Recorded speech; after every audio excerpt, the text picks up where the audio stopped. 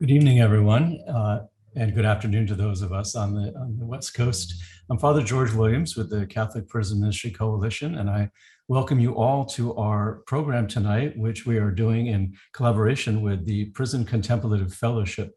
We're going to be showing you a premiere screening of a short documentary film called Holding Still, which is about centering prayer at Old Folsom Prison with my former colleague from the California Department of Corrections, Ray Leonardini. And so it's great to see Ray. And also our panelists will be some guys you'll see in the film that will Paul Dietering, Lawrence Hamilton, and Artis Knox. So welcome to you and thank you for being with us. Mary Trunk, who is the director of the film. She's a professor at the film department of Mount St. Mary's University, is with us as well. And Jim Martin will be moderating the panel after we view the film. So I just want to point out that Old Folsom Prison is the second oldest prison in California after San Quentin, where I used to work. It's a wonderful film. It's very moving. And to put ourselves in the right frame of mind to watch this film, I invite all of us to take a moment and pray. And as you may know, Maximilian Kolbe, there's an image of him, is really one of the patron saints of prisoners and prison chaplains. He gave his life freely for a stranger at Auschwitz and died a martyr. And this is a prayer that's attributed to him. So let's take a moment and pray for his intercession and for all those who are involved in our criminal justice system. In the name of the Father, the Son, and the Holy Spirit.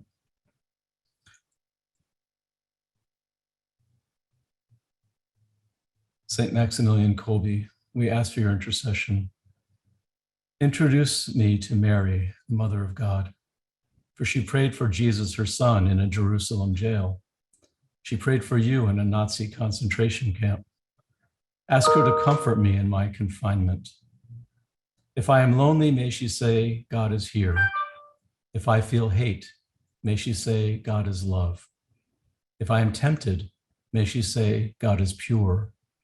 If I sin, may she say, God is mercy. If I am in darkness, may she say, God is light. If I am unjustly condemned, may she say, God is truth. If I have pain in soul or body, may she say, God is peace. If I lose hope, may she say, God is with you all days, and so am I. As we proceed, we pray for all the people involved in the production of this film, all those who were incarcerated at Old Folsom and all the prisons throughout our country. And may this experience of this film and the work that Ray and these men and women are doing inspire all of us to continue in this important work of prison ministry. So now we're going to watch the premiere of Holding Still.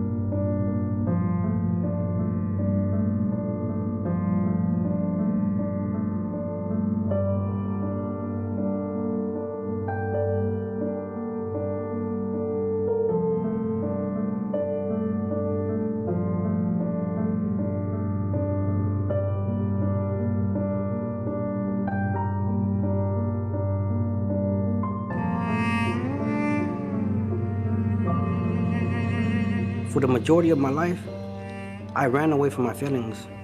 I learned as a little kid, early on, since the age of 10 years old, every time I felt hurt, every time I felt any type of way, I would hit myself in the face.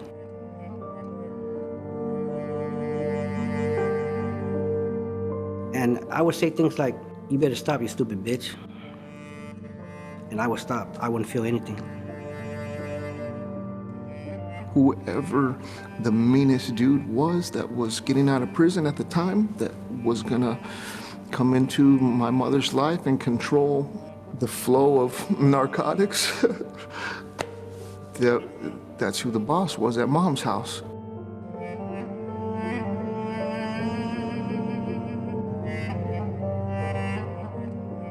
Dangerous things going on that the next day when you go to school and all the rest of the kids are talking about like Bart Simpson and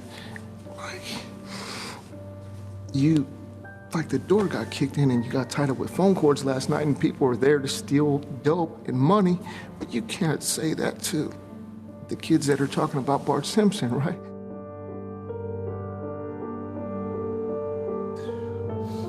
I was physically abused and sexually abused as a kid, and I never told anybody. Going through that as a kid, when you just have people let you down, especially when you try to express to them a situation and they don't get it or they take it serious or whatever. But the way to express that was not to express it, but just go through living life violently. That's what it was.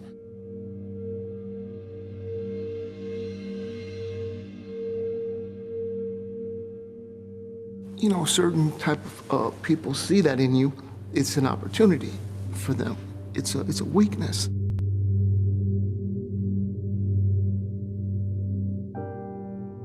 You know, everybody on my mom's side of the family would talk garbage about him in front of me. You know, call him a loser, a deadbeat, he's no good. And they would use a lot of cuss words when they said it. And then every time I got in trouble, they'd tell me I was just like my dad. So all those things coupled together, yeah, I feel shame. Not only for the things that happened to me, but for things that I've done as well.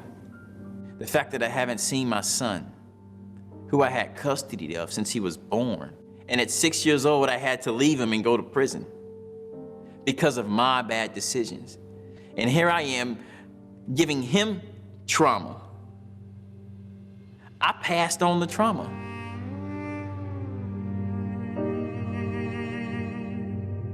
Shame actually was rage.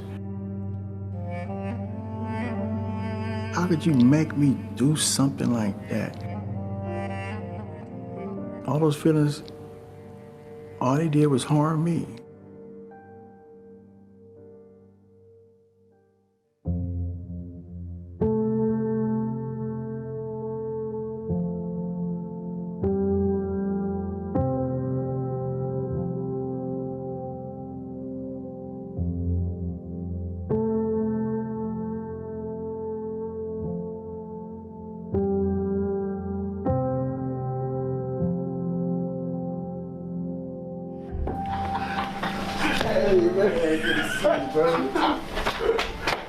Oh, man.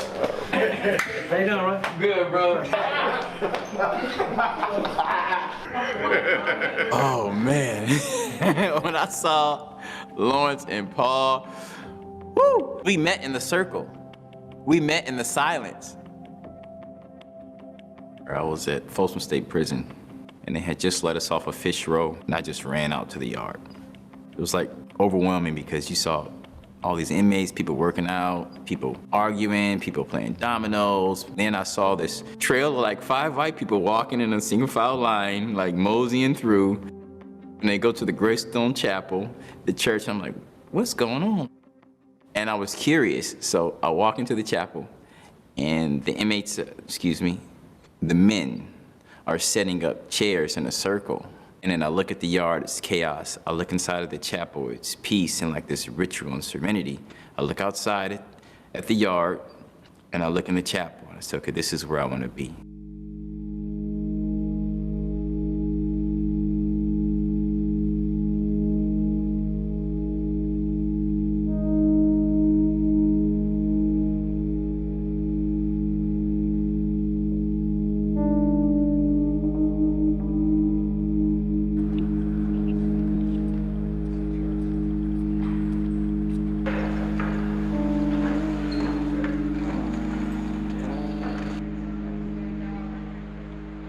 So let's do it. Let's close our eyes when we're ready. Take a deep breath. Feel our feet flat on the floor. Let the air go out slowly. Okay, this is the way the practice is supposed to work. Sit in a comfortable position, just letting thoughts go in your mind, and you're not paying attention. Well, I mean, the thoughts are trying to get your attention, but your thing is to just listen to God. So God is the silence in between the thoughts. My first experience doing centering prayer was not the greatest. I thought I had to like turn my mind off where I had no thoughts at all. And I just found it frustrating that I couldn't do that. And so I thought I was doing it wrong. The thoughts are always taking you away. So while you're sitting there, the thought is, you're sitting there and you're like this, and the thought is taking you to thought. You know, it might be a terrible thought, like something that happened to you when you were a child, or something that happened to somebody that you loved. But as you just sit there, you know, pretty soon you're able to not react physically or mentally or emotionally. So the story is just going. So as the story takes you away, grabs you, whatever, anger, whatever, resentment, whatever. But in between that thought and the next thought, there's silence. And in that silence, you can kind of hear God's voice. I mean, it's magical for me because it's God healing you, but in his own language. And God's language for me is silence, but it's a silence that really says something to you.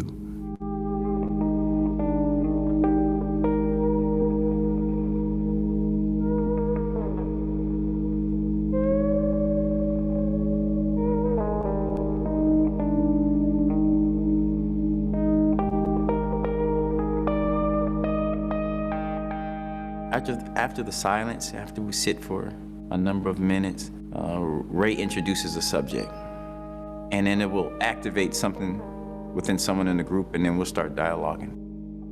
We'll have a topic, shame or guilt or love or forgiveness. That day, he was speaking about shame, and it really struck me because I've done a lot of self-reflection. I've done a lot of groups in prison, self-help groups in prison, and this is a topic that we don't speak about more. We go around shame. We talk a lot about the actions, but we don't talk about why. And I really sat there and I listened to him about shame and the emotions of shame and how it affects our life. And it was the first time I heard it, and I wanted more. I wanted more, and I just kept coming. What's the most difficult topic? I think the most difficult topic for all of us is toxic shame. Not only did you do something bad, but you are bad. You know, you're just a bad person.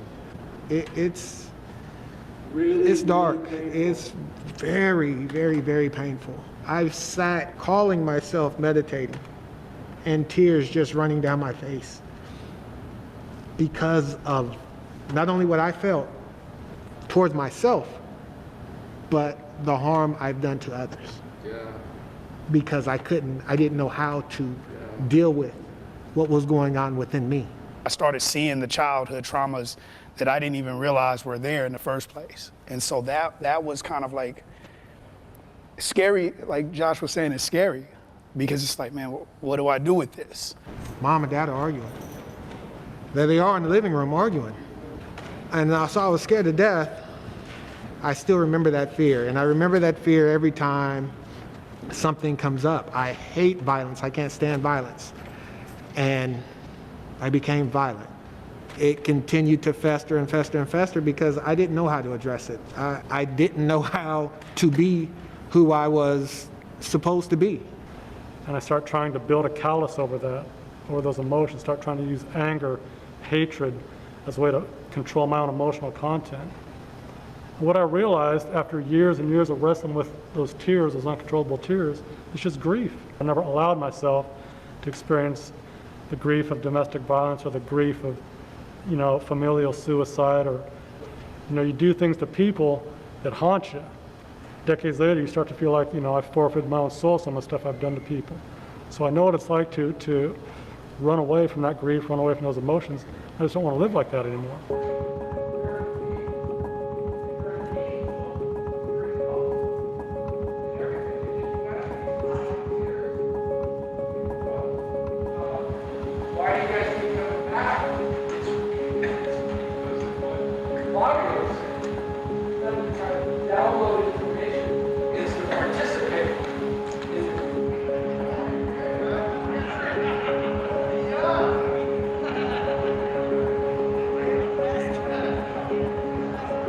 This experience within the meditation, and honestly, most of the time it's like I'm getting attached to every thought, and it's dragging me down this rabbit hole. I never felt like I'm any good at this. I'm sitting through it so I can participate in the conversation.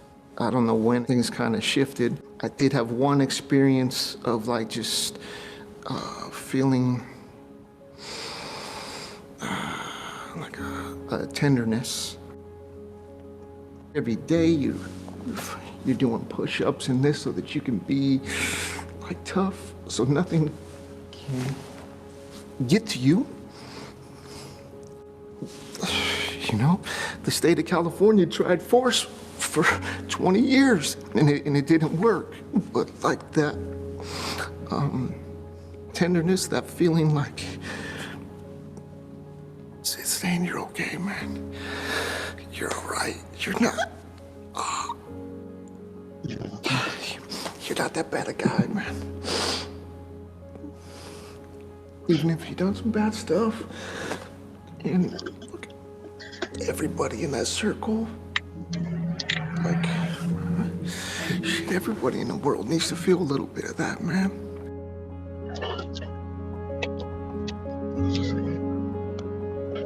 It was entering into the silence and analyzing these feelings of rejection, of fear, of hurt, of feeling lonely, of feeling afraid, of feeling violated, of feeling not good enough, not tough enough, not masculine enough.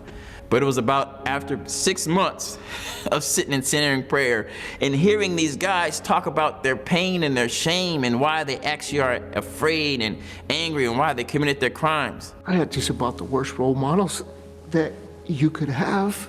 Like when I look in my toolbox, man, I got one tool, and that's to not feel vulnerable because I'm being aggressive. And so now you're on defense and you're vulnerable, and now I don't feel like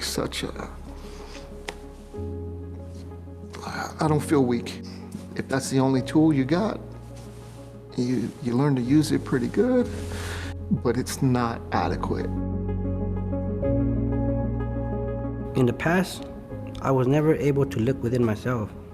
Never, because I was always afraid of the way I felt about it when I would do it.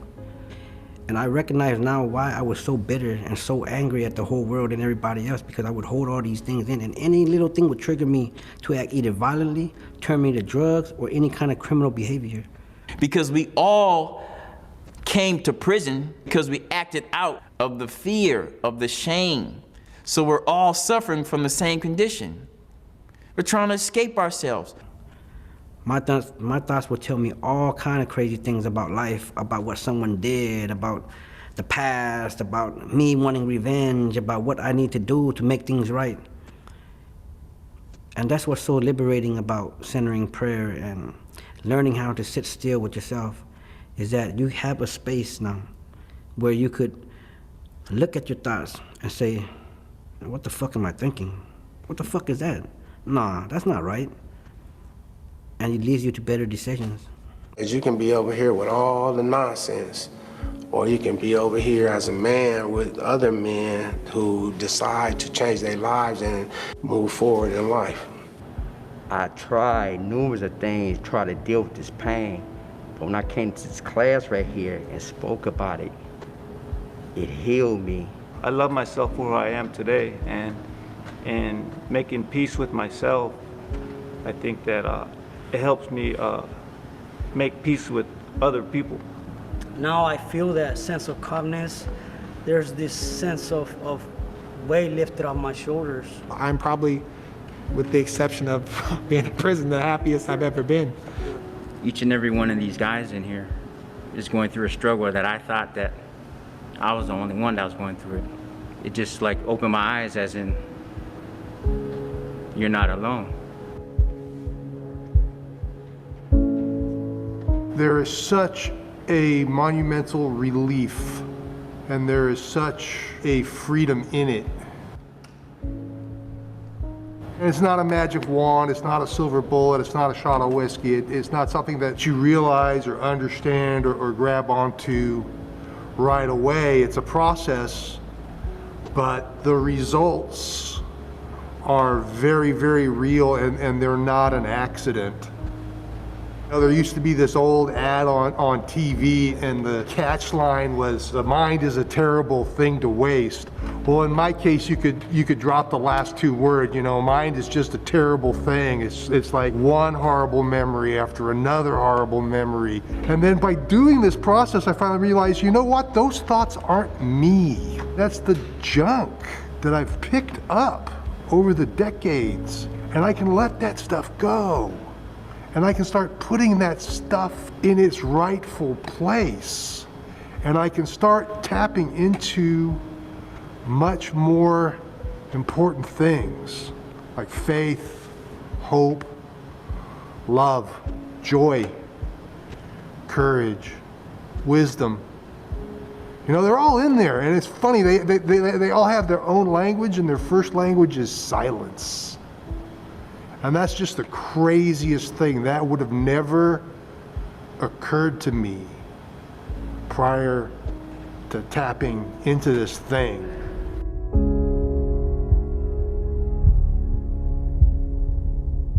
You really don't have to be mad. You don't have to be sad. You know, I mean, that's the normal reaction, but you get a chance to choose your own reaction. But as you're sitting there in silence, and the silence is healing all of that, the stuff that would just make you, that would turn you and twist you, it doesn't turn you and twist you anymore. And then you can, I guess, make a conscious choice of how you want to respond.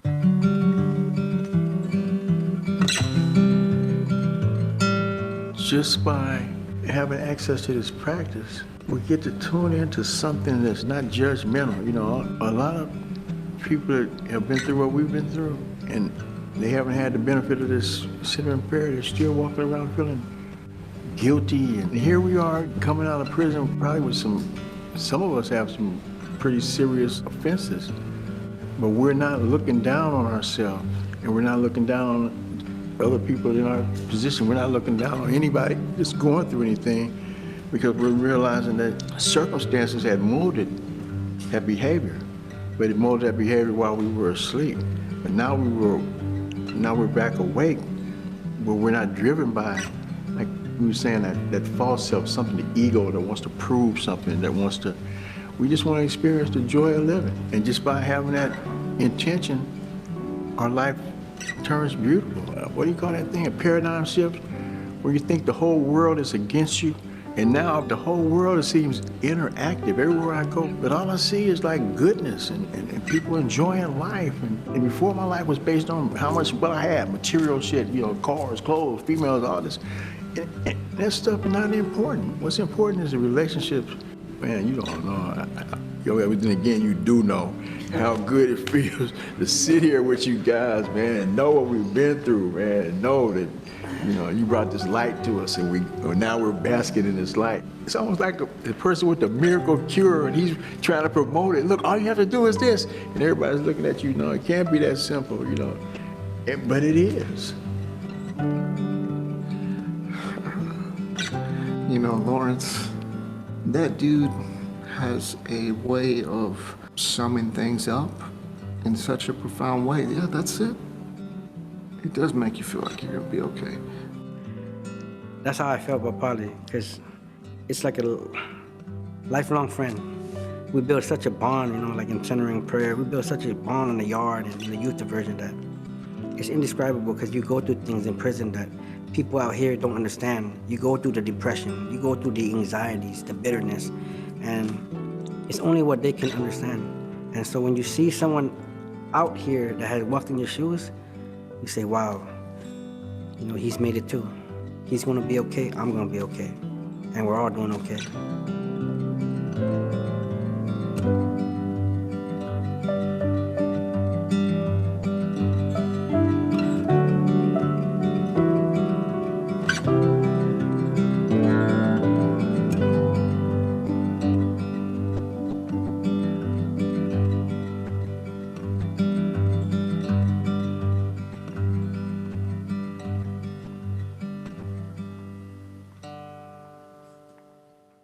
Wow. Thank you so much for that beautiful film.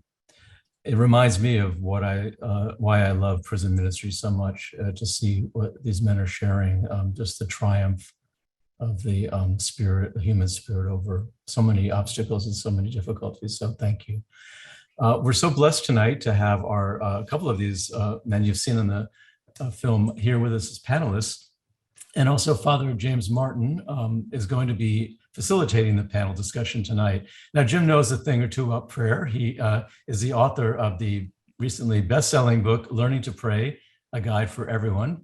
And I can vouch for Jim's knowledge of prayer. We were together in the novitiate. And so he's going to be leading the conversation. If you have any comments, those of you who are visiting us remotely, please write your questions or comments in the chat box, chat feature on your, and then we can relay those questions to the panel. We have with us Lawrence Hamilton, who you just saw in the film, and Artis Knox, and I believe Paul Dietering will be joining us by phone. We're also honored to have Mary Trunk, who is the director of this wonderful film, and Ray Leonardi, who is the chaplain who works at Old Folsom Prison, who you also saw in the film. So Jim and panelists, welcome. Thank you for your sharing with us tonight. Well, great to be with you. And thank you, George, for that introduction. Sorry, I ran away to turn my phone off. I'm just so happy to be with this group. I want to thank everyone who participated in the film, and Mary, especially as the filmmaker. I'd like to start off our conversation maybe with Artis and Lawrence and Paul. Is Paul available? He is trying to get on Zoom, but I'm just going to call him. So, okay. there you go. All right. Well, maybe we can start with Lawrence and Artis. Thanks for joining us. Were either of you in the initial group that was formed in 2008? Lawrence or Artis or Paul, were any of you, Lawrence, you were in the original group? Well, you know, I came to Folsom in 2009, so I was like maybe a year after, but then I was a steady participant from that point on. Well, then maybe I can ask you this question. What made you want to join a group like that? I mean, did you know much about centering prayer, and what was it that appealed to you? I didn't know anything at all about centering prayer, but this is what got me. I went to a group one day, and Ray, for some reason, he said, you could build an intimate relationship with God. And I said, what? That's got to be, you know, something to look into. And, you know, I found it to be true. You can have an intimate relationship with God through this practice, man. And how long would you say it took you to feel that way? I mean, how many sessions or how many weeks of centering prayer would that have taken for you to really feel like you had that relationship with God? I think it's different for everybody, because for me, I was so peace hungry that I think just the idea of a relationship with God and sitting there contemplating that that's what it was going to be, I immediately fell into this peace, you know, and, you know, I had to realize that, you know what, this is just God blessing me, kind of hooking me, because after the peace, that's when the transformation starts taking place. That's when all the thought, you're sitting there and all the thoughts from the past, everything that's been done to you, everything, you know, the stories that your mind makes up. And the key is when you can finally just let those thoughts and emotions do what they do and just sit there, the peace overwhelms the story, and the peace becomes more important than the story you're telling yourself. And in that peace, you find I swear, I'm totally convinced that at the core of every single human being on this planet is a core of love. And, you know, we get disconnected. I think life is really just love going through changes, you know, and just hate is love going in the wrong direction. But when you can connect to that, then you lose the love is such a feeling, it's so overwhelming. You do not want to do anything to disconnect yourself from that love. And so then you start living your life from that perspective. You know, sometimes when we say love, it's like too hard of a word for people. You know, when we were in prison, you could never, you know, we were so grateful for the volunteers for coming in there. You always want to say, man, I love you guys. But you couldn't say that because, I don't know, it was over familiarity or whatever. So what I said, I changed it to, you know what? I have an unconditional positive regard. That means my regard for you is not based on any type of conditions whatsoever. I've just got to, I might not like what you're doing. I might not, you know, but for you, because I know that what that core is inside of you, and I know that your life is just love going through changes, I can have that unconditional positive regard. That's beautiful. Thank you. I especially like the idea of, I wish I had talked to you before I wrote my book on prayer, the idea of peace as a real sign of God's presence. Artist, can I ask you a question? Yes. Did other people at Folsom notice a difference in you, say before and after you started centering prayer? And then did you also notice a difference in yourself? Like, first of all, did people outside say you seem different? You know, it was interesting because I was raised in a Christian home. My grandmother was a minister. My mother was a minister. My granddad was a deacon for over 50 years. So I grew up in a very religious setting, and it was some mistakes that led me to prison. But one of the things that caused me to gravitate towards the practice and for people to see the light was that when I saw Ray and Susan and Al coming down the yard, it felt so familiar. It felt like I knew these individuals. And when I got in the group, I felt that same familial love and concern, or like Lawrence called a unconditional positive regard for these individuals. And then I realized this is the same feeling I got in my grandmother's kitchen when she would pray for me and tell me about the Bible and tell me about God and how much God loved me and the plans for my life and what I could do if I just open up and allow God's love to heal me. And then you realize all these individuals coming from these different places of spiritual influence are saying the same thing, to open up and to allow God's love to flow through you so that you can give it to someone else. So people did see the change and people experienced the change. And I remember I had people asking me to be my bunkie because they wanted to be with someone who would bring them some peace and not give them trouble. So I had a waiting list of people who wanted to be my bunkie because they saw the light, but I couldn't claim for the light. I was just a conduit for the light. And centering prayer, contemplative prayer, helped me to tune that. So almost like it was bringing you back to who you had been, right? Or kind of your original self. And when you say original self, James, it goes back to what Ray teaches about the prodigal son. We hit on the prodigal son so many times, and Father Keating's writing on the prodigal son and how the prodigal son was at home, or the parallel between being right in the presence of God when we're born, we're pure, we're that essence, we're what God created us to be. And somewhere along the way, we lose our way, we go down the path, but then we remember our Father's house. We remember that place. And for me, I was that prodigal son because then I remembered who I was and what I had, and all I had to do was come back home. Yeah, and one of the great things about the prodigal son that I like is the prodigal son wants to say he's sorry, but even before the words are out of his mouth, the father greets him. It's such a, you're talking about your grandmother. It's such a great image of God. You know, it's such a great image of God's welcome. Paul, can I ask you a question? Can you hear us okay? Okay. There we go. Yeah, okay, we got you perfectly. Paul, one thing I wanted to ask you, because the film didn't go into this in kind of detail, for someone who might have watched the film, it's obviously talking about centering prayer and the effects of centering prayer. Can you give someone a very brief description if they said to you, what is centering prayer and how do you do it? Like maybe step by step to help some of the viewers? Okay, there are probably people that are going to be better at this than me, but I'll give it a shot here. I like the term resting in God. And in some of the literature, I've come across that term. And it's just a practice of not becoming attached to one's thoughts, of taking a position of receptivity, or you're receptive to God. So you are emptying yourself out of these thoughts, of this clutter, this narrative that drags us along for most of our week, and we're giving ourselves 20 minutes to just rest and allow God to communicate to us, or to just be present to us. And let me ask you, I think probably a common question that many people have is, what happens when you get distracted? I mean, there must have been so many distractions in Folsom, and also, just distractions in our interior life. What happens when distractions come up in centering prayer? I think it's a misconception that people are going to be able to control their thoughts, and that discourages people if they don't understand that distractions are going to come up.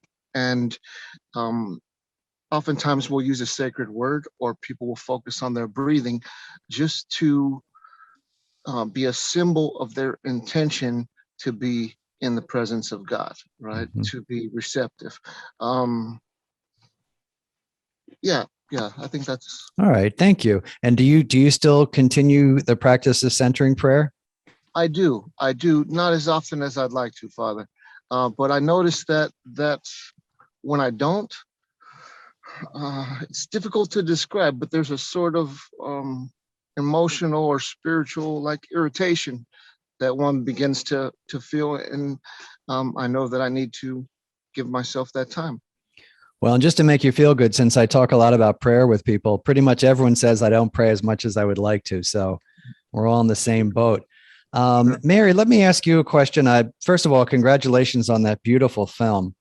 Do you know many centering prayer programs for women in various prisons, or? I don't. Ray was the person who introduced me to this group and these wonderful men. And yes, I would love to find out about groups for all kinds of people, because obviously it's something that can help everyone. So there's thoughts about looking into that. We still need to plan it and raise some money. But, and let's talk. Okay, that's great. And let's talk a little bit about the film itself. Again, congratulations.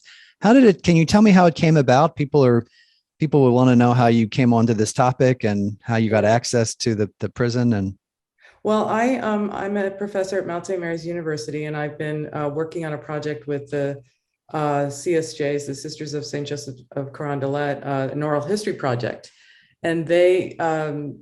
Someone saw the work and wanted to do a project about social justice, people who worked in social justice. And I met Ray, who was interviewed, and I had a chat with him, and he told me about what he does. And I was completely intrigued. He was so articulate about what he does and what he wants to do, and passionate and sincere.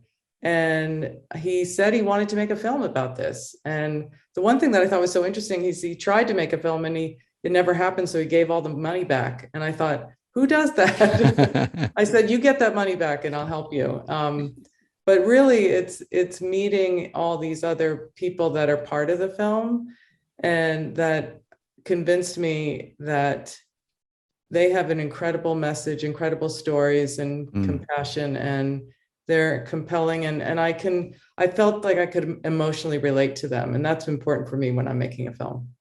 Well, speaking of which, as a filmmaker, how is this different from other projects you've worked on? I would say that it's really more collaborative. There's really a team of people, and that includes the people in it. I feel like I do have a responsibility to my subjects, but I think in this case, they're the guides. They're the ones that really wanted to get this out there. And I'm just grateful they trusted me to do that. And we worked together. I have skills, they have skills. We came together to do that. And so that's a little different. And the fact that I relate to it emotionally, I mean, I do understand shame in my own way. So that was a real compelling thing for me. Most of my other projects have been more about the creative process and more personal stories. So this is personal in a different way. Yeah. And can you tell us your hopes for the film, where you hope it will play and who you hope will see it? Sure. Well, I do want to quote something that Ray, I read in one of Ray's books that I think kind of speaks to that a little bit. And he says, we're all prisoners in one form or another, and some of us are behind bars. And I think that it's really for everyone, because like I said, I have not been in prison, but I understand shame and what that can do to you and how you have to learn how to cope with it. But I also think it's a film for people who want to do this and maybe can now feel like they can try it. And these people, they had the courage to explain their transformation and tell these intimate, vulnerable stories. So I'm hoping it gives other people courage to see them as the people they are and not faceless people. So, it's prisoners and people who want to do this practice, and really anyone who wants to try out centering prayer, I think. Well, that's great. Now, before obviously we're gonna talk to Ray, but I just want to let people know that we in the chat function we have a lot of questions already. So many questions. But Ray, I always think beginnings are so interesting to people. How did this begin? And tell us a little bit about the history. There's a little bit about it in the film, but maybe give us just a little thumbnail sketch of how this began for you and how it grew into what it is today. I went out to Folsom basically to join a prayer group. And I had no idea what I was going to encounter. And over a period of time, I started realizing that, people should hear these guys talking. They have a insight and courage that is really unique. And, to me, it's the way I would summarize it. There is the spirituality of the incarcerated, and not enough has been written about it. But when you're with them as a volunteer or a facilitator, you begin to feel that there's an insight here that needs to be shared with the society at large, because clearly incarcerated folks are the castaways of our society. A lot of people, feel lock them up and throw away the key. They don't deserve anything. And, more and more it occurred to me that these are precisely the sinners and tax collectors that Jesus hung out with in his day and seemed to get energy and insight from hanging out with them. And I started thinking, this is starting to happen to me. These guys are really teaching me something. They had no idea that they were, they just have no idea. But the way in which they configure their experience and the way in which they can pull the divine into their experience is as Lawrence said in the film, is a magical thing. I never saw a prayer practice, and I've seen a lot of them, that is as deep and as transformative as centering prayer. And so, I started, it was more of a fantasy, wasn't even a dream, it was a fantasy. Wouldn't it be nice if we could do this? Well, over the years, I thought, let's give it a shot. And when COVID came up and I couldn't go in and all that kind of stuff, I thought, well, this is the time we can try and do it. And fortunately, so many of these men that you see in the film were already released, so we could get access to them in a more comprehensive and complete way. Because part of the problem is you can't interview people when you go into prison, ironically enough. But that's precisely what, you need to meet Lawrence, you need to meet artists, you need to meet Paul and really get to understand how they think for you to understand the dynamic that goes on. So. Well, and I think one of the most powerful things about the film, and this is thanks to Mary and all the participants, is how we do feel we know, even in 20 minutes, because it's so deep and because people are sharing at such a deep level, which I think it takes a while to get to in other films, right? You feel like you really have an insight into people very quickly. Ray, I'd love to ask you, I'm going to do a little plug because Ray has written Finding God Within, which is a wonderful book, and Going Inside, which is another wonderful book, among others. Can you talk a little bit about the books and how they're being used as well in different places? Well, I'm sure you can appreciate this, Jim. I never thought of myself as an author. It just never occurred to me. But there was a time period, around 2010, 2011, where there was no Catholic chaplain at the prison, and I volunteered because there was nobody available. So each Sunday when I would reflect on scripture and that sort of stuff, I would write it out because, judging from my own attention span, I knew that, people would get maybe 10 or 20% of what I was saying and then be distracted. So I had all this accumulation of gospel stories, and I had a similar accumulation of things that I would pass out when I was teaching centering prayer. And a friend of mine, Scott Wood, said to me one day, he said, you want to write a book? And I said, you got to be kidding me. And so the long and short of it is that I wanted to write a book that was user friendly. I had been bringing books in to the prison with me, and a lot of them are, well-intended spiritual books with a lot of theology and written for a particular audience. Now, this audience in the prison, they know a lot, but it has to be communicated to them in a way that they would understand. And so I decided, well, let's let the prisoners do the teaching. So Lawrence is all over the book, Artist is all over the book, Paul is all over the book, interspersed with things that I would say. So it would give it kind of a reality and grounding about how centering prayer impacted people. And I think that's why it's unfortunately, it's about the only thing written that's going into prisons these days. And it's why it's so popular, because it meets them where they are. Mm-hmm. They're totally intimidated by talking about God. They feel that God left them behind, so many men. So when they hear other prisoners talking about God the way Lawrence and these guys do, it really gets their attention. So that's how the book came about. The second book, The Going Inside, is really a practical book about what you need to think about if you want to go inside. I'm sorry, go ahead, please. No, that's it. Let me ask you something. You touched on this very briefly, Ray. You said you were talking about people maybe, struggling with their concept of God.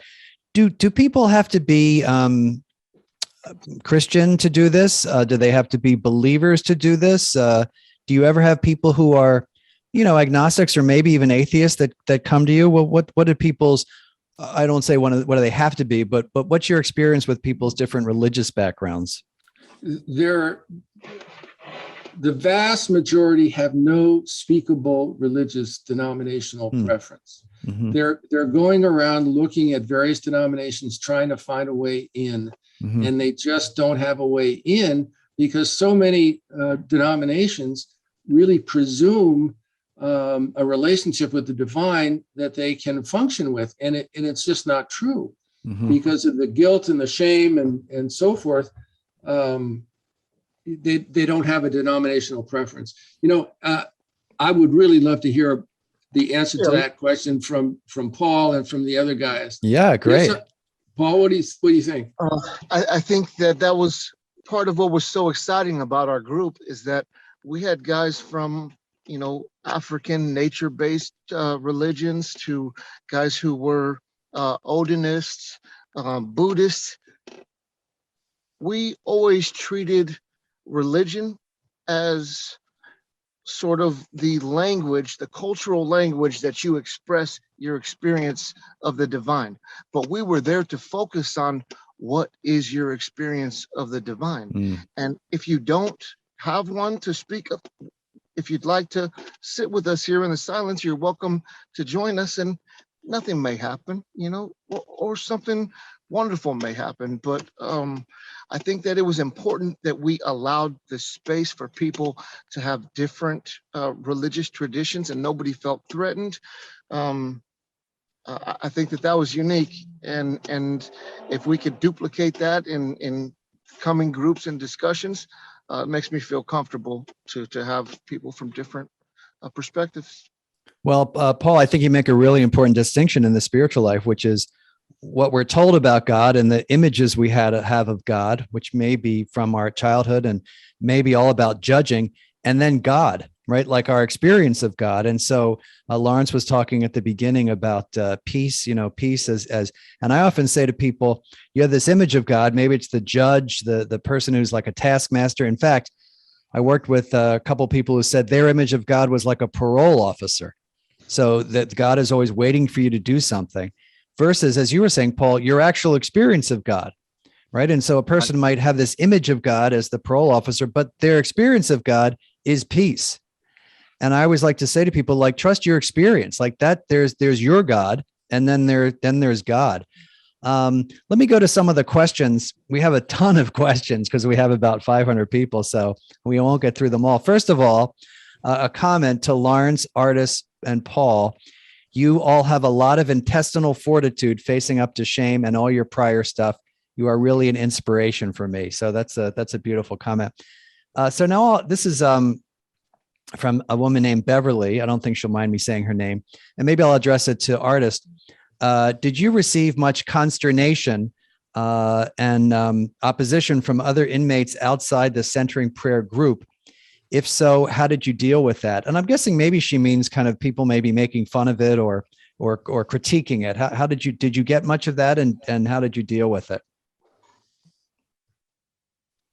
Wow, what a powerful question. Yeah. One of my experiences I remember vividly, Lawrence and I were standing outside the Great Stone Chapel, and I'm pretty sure you remember this, Lawrence. And we were waiting for Ray and the crew to arrive, and I would get any opportunity I could to just talk to Lawrence. I would ask him a question, and he would go into this.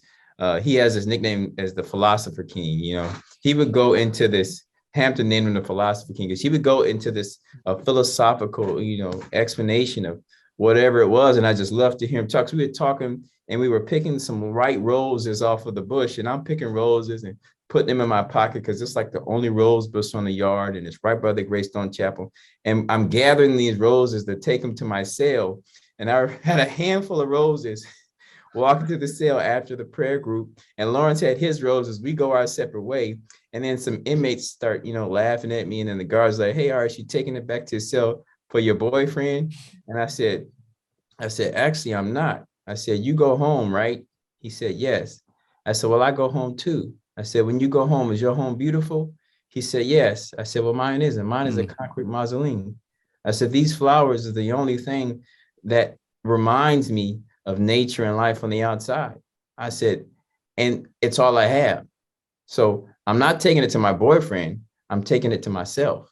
And so everybody was just quiet, and they looked. And from that day on, they didn't make fun of me.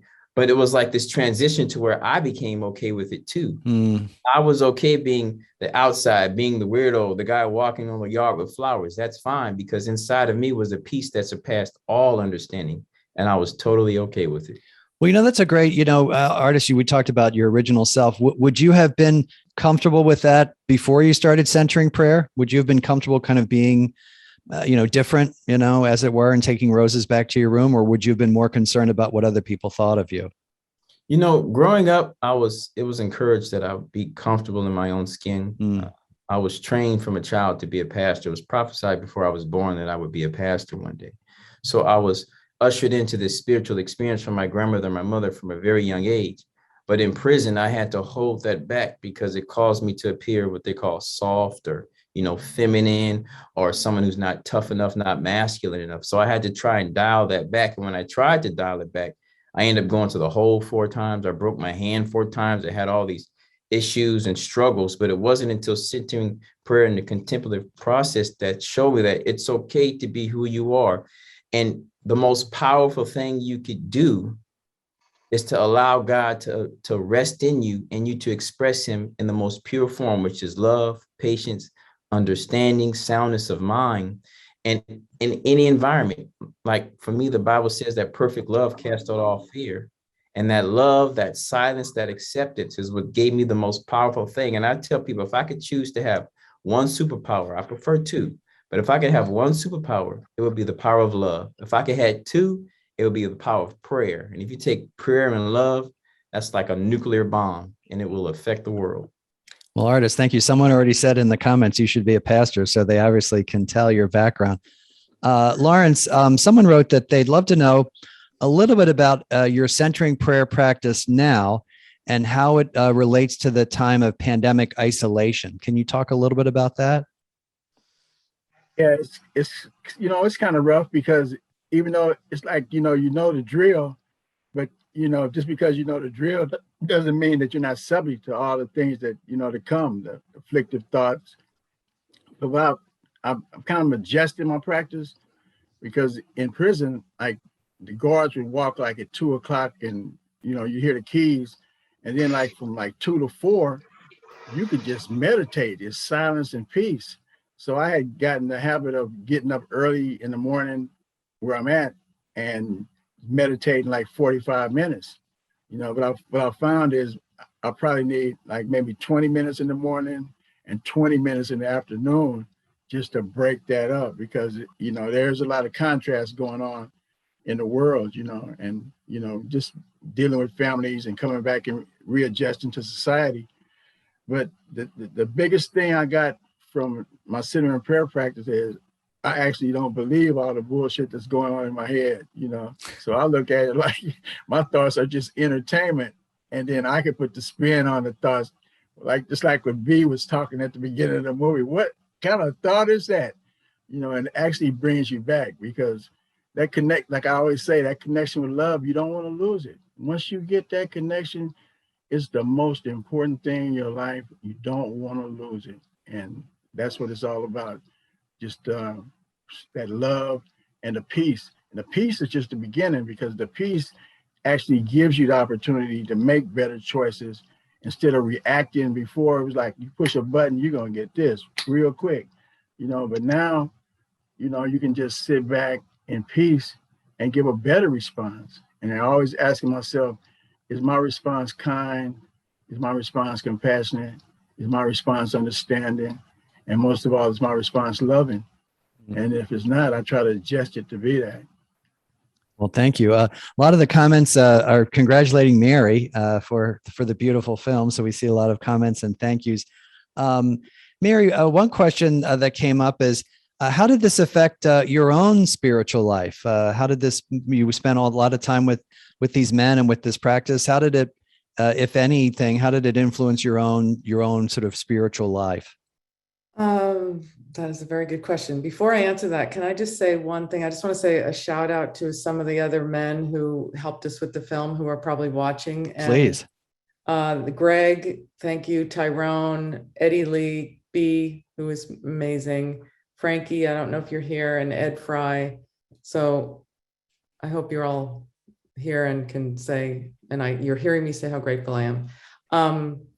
I am one of those people who does not have a particular faith, and but I would say that everything Lawrence has been saying, Lawrence, you're thank you. I'm just going to say, Lawrence, kindness, love. I'm with him.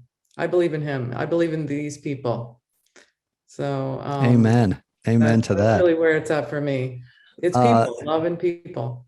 Thank you. That's great. Which is a spiritual practice. Mm-hmm. Ray, someone asked, interesting question. They asked a little bit about the beginnings, which we've talked about, but someone asked, what does it take to do this kind of ministry? Like what kind of, I'll just leave it at that. What does it take to do this kind of ministry? There are a lot of things I could say, but I think the most honest thing I can say is it takes an awareness that I am in the same kind of pursuit as these men are, that I'm looking at the deepest part of my being and my psyche for the very same answers that they are looking for. So there was a solidarity and camaraderie that existed in every discussion I had, because it was a mutual search. It reminds me, when I first started doing this stuff, a friend of mine went into death row at San Quentin, and he was talking about talking to the prisoners, and he said one guy really struck me. He said he's in a cell at death row, and it's got all this mesh, so you can't pass anything through. And this is a black man, and all you can see were the whites of his eyes and the whites of his teeth. And I was trying to communicate with him. And I said to him, what was the hardest thing? What's the hardest thing about being on death row? And he said to me, my friend said to me that without skipping a beat, he said, oh, the question is whether or not my life has any meaning. And that question or that comment penetrated me because I thought, here, I'm a white middle-class guy, former lawyer, and that's the same question I have. So there's some kind of connection I felt with this man on death row that has taken me into, I take that with me every time I go into the prison. We are all searching for a deep, penetrating experience of the divine so that we can live a life that's meaningful and purposeful. Thank you. Here's a really interesting, that's great. Thank you so much. I mean, and I hope it encourages people to do this kind of ministry as well as doing the centering prayer itself. Paul, we haven't heard from you in a while. I can ask you this question. First of all, it starts off, and there's also some nice, Mary, you are an amazing filmmaker, artist, you would be a great pastor. And so one of the comments is, thank you, gentlemen. I appreciate your courage in participating in this film. I'm blown away by your testimonies. And one question is, and I'll address this to you, Paul, do you think if you centered yourself in prayer earlier that you would have ended up in Folsom? I take it that question is, do I think that I would have ever been incarcerated to begin? Yeah, I think that's what that means. Yeah. That's hard to say. It's centering myself in prayer allowed me to really get to know myself on a deeper level. And it makes you more compassionate. All of the Beatitudes, I feel like those are the things that increase in who we are in our life and the way that we relate to other people. Other people recognize it in us. There's a positivity that I have now that I never had before. So I can't say definitely that I never would have, but I can say that the benefits of this practice for me have just been amazing. And I'm fortunate to have had so many guys come with me to the group to check it out. And maybe it was because they noticed something about me that was changing. I hope so. But yeah, it was a real honor. Well, by the way, as you were talking, I noticed a compliment to you. Paul, I'm so impressed. I'm reading now. I'm so impressed and moved by your description of centering prayer. You spoke from your heart and soul and defined it beautifully, as good as any expert. So there's a nice reflection. Father, briefly, you asked me a question earlier about the distractions. Yep. And Father Keating says something beautiful, that if you're distracted 1,000 times, that's 1,000 blessings, 1,000 opportunities to center yourself back on your intention to connect with God. So yeah, we can't judge them as negative, those distractions. Yeah, and I mean, I think there's no person who does not pray with distractions. And one of the prayers I like to teach people is, if they can't let go of every distraction, and we can't, to say to God, God, I'm distracted and I'm with you. And I think, God can deal with that. God can deal with us as distracted people. Here's one. This question is for Lawrence. Thank you for your presence here tonight and for your story. You said in the video that silence is the language of God, and that this silence, paradoxically, says something to you about who you are. How exactly did silence speak to you, and what did it say about who you are? Like a difficult question because with me understanding that God's language is silence, I can't translate it, into. I mean, I can use words for a description, but it's something about the presence of that spirit, the presence. It just does something so miraculous, and I mean, I swear, I mean, sometimes I feel like I'm on a Pollyanna soapbox or whatever, but I feel like, man, something like this could change the whole world. Could you imagine what the world would be like if everybody was centered on that real spirit that they have? I mean, they could still pursue material wealth and they could still pursue, but just to actually be grounded in that spirit, and know that everyone else is the same as you. I mean, there's been so much separation, separated politics, racial or whatever. But when you actually realize that, you know what, it's really just one life being expressed through God is all in all. And he's expressing himself through us. And if we allow God, just allow God to express himself through us, he'll show us so much beauty, so much peace. And so that's the thing about the silence. You can't really put it into words.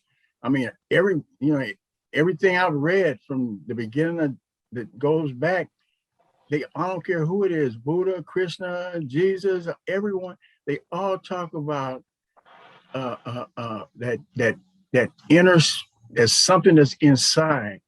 And I think, that's what it is, just connecting with that. Thank you. Maybe one more question for Ray, and then I'm going to read a couple comments before we turn it back over to Father George. Ray, someone asked a very simple question and a very good question. I think it's on people's minds. How often does one do this? How often, if one wanted to do centering prayer in your day-to-day life? Every day, I think is recommended. But, honestly, Jim, the problem with making a recommendation like that, at least for prisoners, which is the population base I know, if you say you should really do it every day, and they're conscientious, and for whatever reason they don't do it every day, they really think that they're failing. And so I try not to suggest how often it should be done.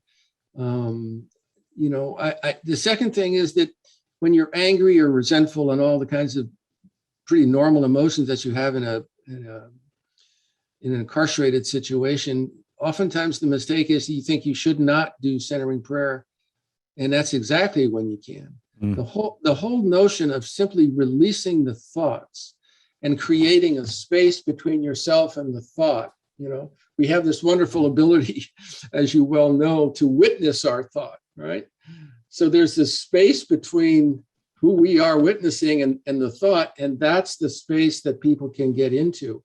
And after you recognize that you have that space, you want to go there all the time, particularly if you're in impasse or conflict or whatever, because as Lawrence said earlier, you go in there and you get a different sense of yourself. So I think a person should do it as often as they're drawn to do it. And I know that's a vague answer, but in the long term, it's the most satisfying experience. Yeah, and it's a very personal answer, and it depends on where you are in your life and how God takes you.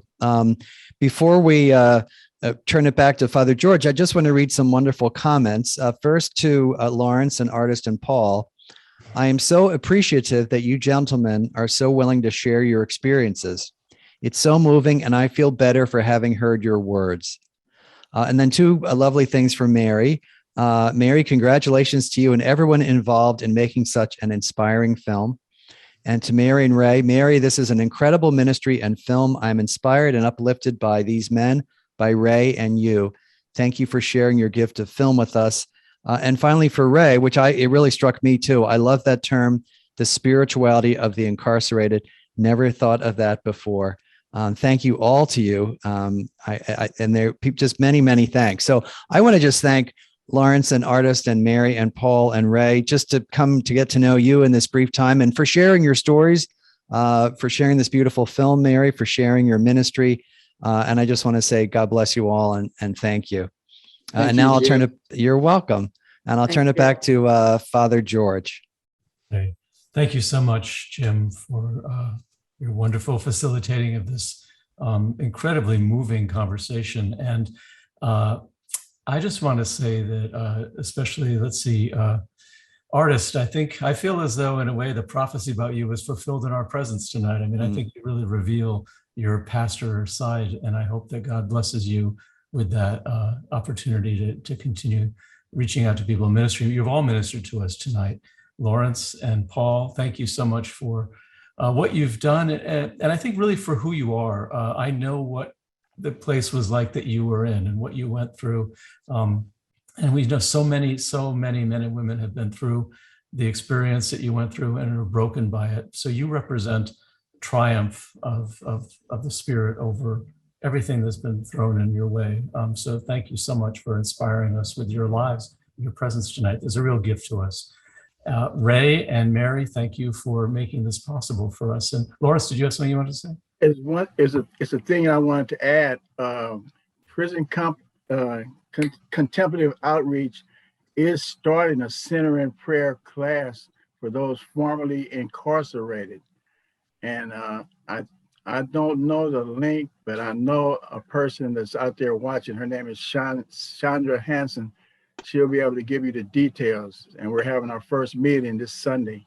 So anybody that wants to participate, get in contact. Thank you. And we'll make sure we get that link out to everyone who's attending tonight. So a recording of tonight's program is going to be made available on our Catholic Prison Ministry Coalition YouTube page and via our website as well. Here's some information for you. We're also going to be including in the link to the Holding Still Resources Guide. There's a survey which we would encourage all of you to complete. It really would help us following this program.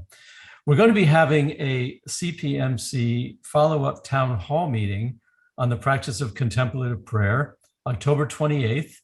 That's at 1 p.m. Eastern time, and you can register on our website.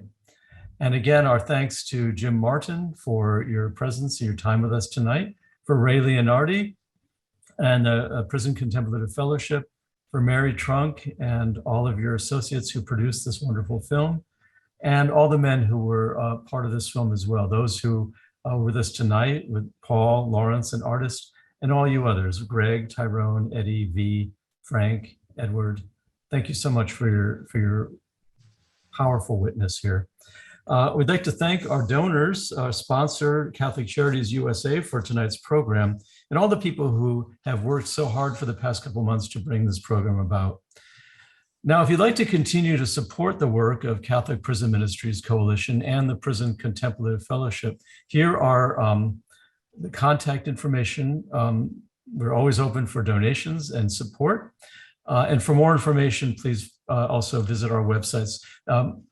Catholic Prison Ministries Coalition has a huge body of resources for jail and prison ministry around the country. And if you're not familiar with it, please check it out. And of course, you can refer to the Prison Contemplative Fellowship website for more information on centering prayer. Again, please take a moment to fill out the survey before you go. And thank you so much for being part of tonight's webinar. I'd like to close with another prayer. This is actually from our Catholic Prison Ministries Coalition website. It's called A Prayer to Mary, Mother of Captives. And there's a corresponding beautiful icon that was done for us by, this is John Pollock, who does these icons, but this is the prayer. Mary, Mother of Captives, give us your compassion for those in prison. Mend in mercy the broken in mind and memory. Soften the hard of heart, the captives of anger. Free the innocent, parole the trustworthy. Awaken the repentance that restores hope. May prisoners' families persevere in their love. And we ask Jesus to heal the victims of crime. They live with the scars, and lift to eternal peace those who die. Grant to the victims' families the forgiveness that heals. Give wisdom to lawmakers and those who judge. Instill prudence and patience to those who guard. And make all of those in prison ministry bearers of your light, for all of us are in need of your mercy. Amen. So God bless you all, and wish you all a good night.